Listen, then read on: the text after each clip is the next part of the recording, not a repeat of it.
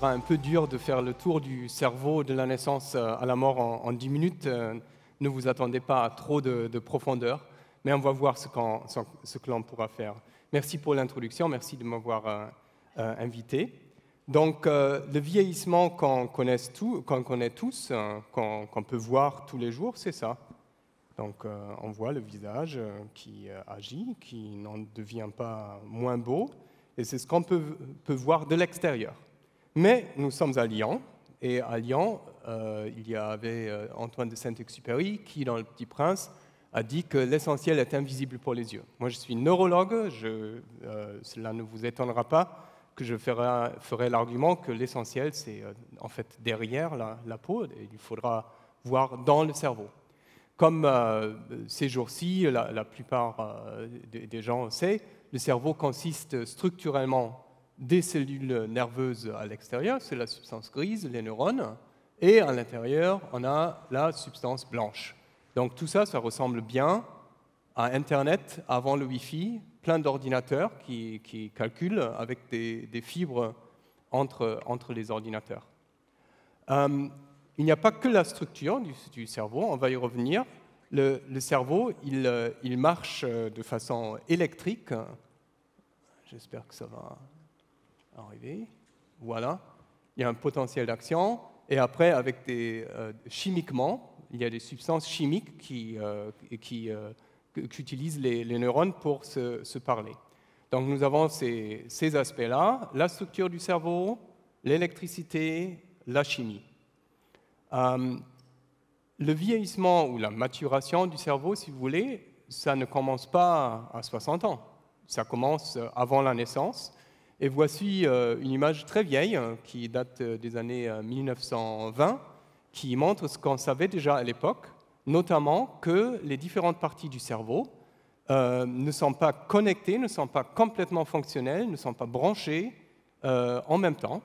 Et vous avez en fait des parties du cerveau qui ne sont complètement branchées, comme si vous aviez un nouvel ordinateur, mais vous ne l'avez pas encore branché ou connecté à Internet, que vers la fin de la vingtaine.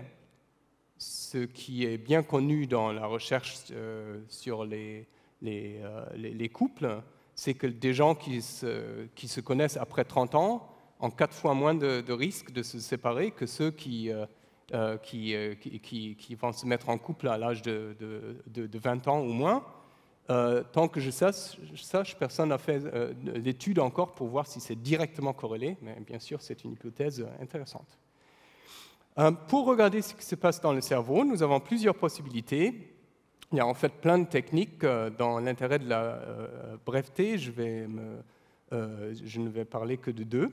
Tout d'abord, l'imagerie par résonance magnétique, ou IRM, qui a une superbe résolution spatiale. Vous arrivez à voir de superbes images de cerveau avec plein de détails, une résolution inférieure au millimètre et aussi des aspects fonctionnels, par exemple, quelle partie du cerveau s'allume quand je fais une certaine tâche. Et il y a ces jours-ci des machines pour montrer tout cela. Il y a aussi des machines qui font autre chose. Si je prends notre panel et 2 personnes de la première ligne, et je les marque avec une trace de radioactivité, j'aurais marqué 7 êtres humains. On est 7 milliards sur Terre. La TEP a une sensibilité nanomolaire. Qu'est-ce que ça veut dire? Si maintenant je m'éloigne de la cité internationale, d'autres techniques comme l'IRM ne peuvent déjà plus voir nous 7 labellisés. La TEP arrive toujours à nous voir au niveau de la France, elle arrive toujours à nous voir au niveau de l'Europe. Et si on regardait de la Lune, on arriverait à voir nous 7 labellisés parmi les 7 milliards, c'est 1 sur 1 milliard, c'est la sensibilité nanomolaire, donc une technique formidable. Il y a des machines pour ça. Et maintenant, il y a même des machines qui combinent les deux, dont la première en France arrivera à Lyon dans un mois environ. Donc, si on regarde le cerveau, à quoi ça ressemble, vous voyez ici un petit film, vous voyez en bas les âges qui défilent. Donc c'est ce qui nous arrive à tous pendant qu'on est là. Les ventricules, qui sont des espaces remplis de liquide au milieu du cerveau, s'élargissent. Les neurones et la substance blanche diminuent à fur et à mesure.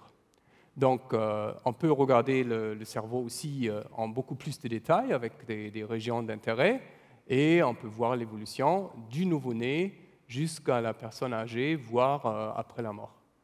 Et nous avons fait ça chez quelques centaines de personnes et il y a un petit message d'espoir. Bien sûr, les ventricules, par exemple, s'élargissent de façon non linéaire, comme Didier Corneille en a parlé.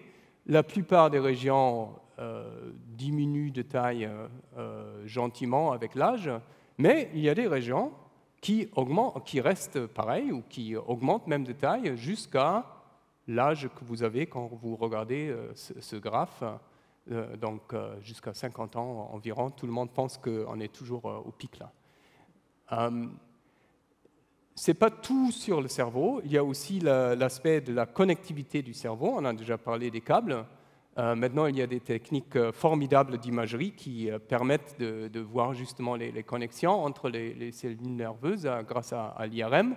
Et ça donne des images tellement belles que ça a trouvé une petite place dans la culture populaire, comme par exemple sur cet album du groupe Pop Muse. Nous parlons ici du vieillissement normal et pathologique. Vous avez entendu probablement de la maladie d'Alzheimer et qu'elle est associée à l'accumulation de plaques dans le cerveau, des plaques amyloïdes. Depuis une dizaine d'années, grâce à la TEP dont on a parlé, on peut voir ces plaques dans le cerveau. Vous avez ici un sujet sain, donc pas de plaques. Ici, un sujet avec une maladie d'Alzheimer, beaucoup de plaques. On n'a pas besoin d'aller très dans le détail pour voir la différence. Puisque c'était connu, il y a quelques années, les gens ont commencé à faire des modèles en disant pour tout le monde, il y a d'abord des plaques amyloïdes, ensuite les neurones ne marchent plus correctement, ensuite ils meurent et après on devient dément. Donc un modèle linéaire. Et bien sûr, c'est faux parce que les dernières années, on a vu qu'on peut très bien avoir un dysfonctionnement neuronal alors qu'il n'y a pas de plaques amyloïdes dans la même région ou autre chose. Donc la réalité est bien plus complexe et les trajectoires que nous suivons tous diffèrent.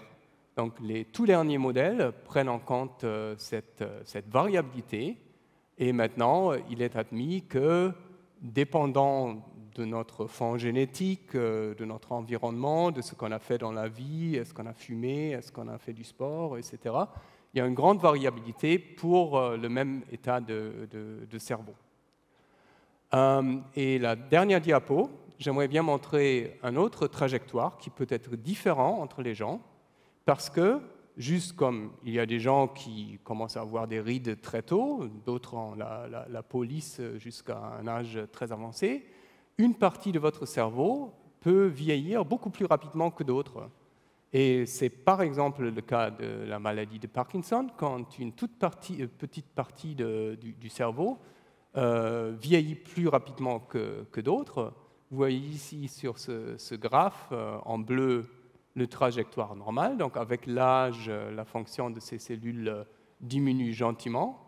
Et ici en bas, ce sont plein de gens avec une maladie de Parkinson. Donc vous voyez, eux aussi, la fonction diminue, mais avec une toute autre trajectoire, beaucoup plus rapide et surtout assez différente des gens normaux. Donc dans le cerveau également, il y a des vieillissements à plusieurs vitesses. Donc j'espère que dans ce petit aperçu, on a vu plusieurs choses. On a vu que le cerveau n'est pas figé au cours du temps. Le cerveau, il mature depuis avant la naissance jusqu'à la mort, mais je préfère parler d'une maturation plutôt que d'un vieillissement, parce que quand vous pensez à quelqu'un qui a 20 ans, il ou elle arrivera à traiter de l'information plus rapidement que la moyenne d'entre nous, mais nous, on a l'expérience et on arrive à mieux caser nos expériences dans des petits tiroirs et faire des connexions. Et c'est comme ça que les professeurs arrivent à parfois être plus rapides que leurs étudiants.